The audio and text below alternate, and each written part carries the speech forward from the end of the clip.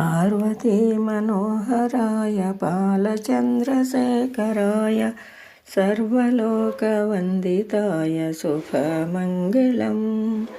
Parvati Manoharrai बालचन्द्रशेखराय सर्वलोकवन्दिताय शुभमङ्गलम्। पन्नगहाराय नन्दिभृङ्गिसेविताय आनन्दताण्डवाय अतुलमङ्गलम्। Kartikeya गुरवराय कामितार्थदायिकाय श्रीगिरिवासिताय चारुमङ्गलम्। Kartikeya गुरवाय कामितार्थदायकाय श्रीगिरिवासिताय चारुमङ्गलम्।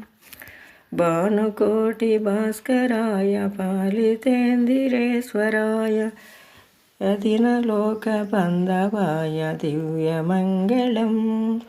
भानुकोटिभास्कराय पालितेन्दिरेश्वराय दीनलोकबान्धवाय दिव्यमङ्गलम्। रुद्ररूपधाराय रुद्राक्षमालिकाय स्फटिकसदृशा देहशुभ्रमङ्गलम्। रुद्ररूपधाराय रुद्राक्षपालिकाय स्फटिकदृश्य देहशुभ्रमङ्गलम्। आद्यन्तरहिताय आनन्दभैरवाय अभयवरदायकाय अमितमङ्गलम्। विनतभक्तरक्षकाय विमतदैत्यशिक्षकाय भक्तजनमोदकाय भव्यमङ्गलम्। विनतभक्तरक्षकाय विमतदैत्यशिक्षकाय भक्तजनमोदकाय दिव्यमङ्गलम् भव्यमङ्गलम्।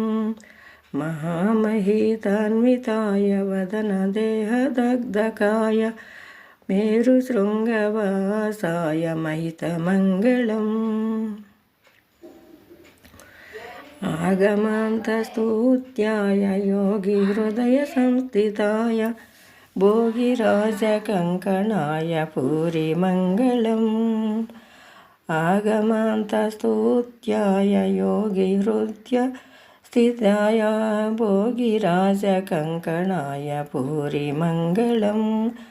कालगर्भभञ्जनाय कलिजनैकरञ्जनाय श्रीनीलकण्ठाय सर्वमङ्गलम्। श्रीनीलकण्ठाय सर्वमङ्गलम्।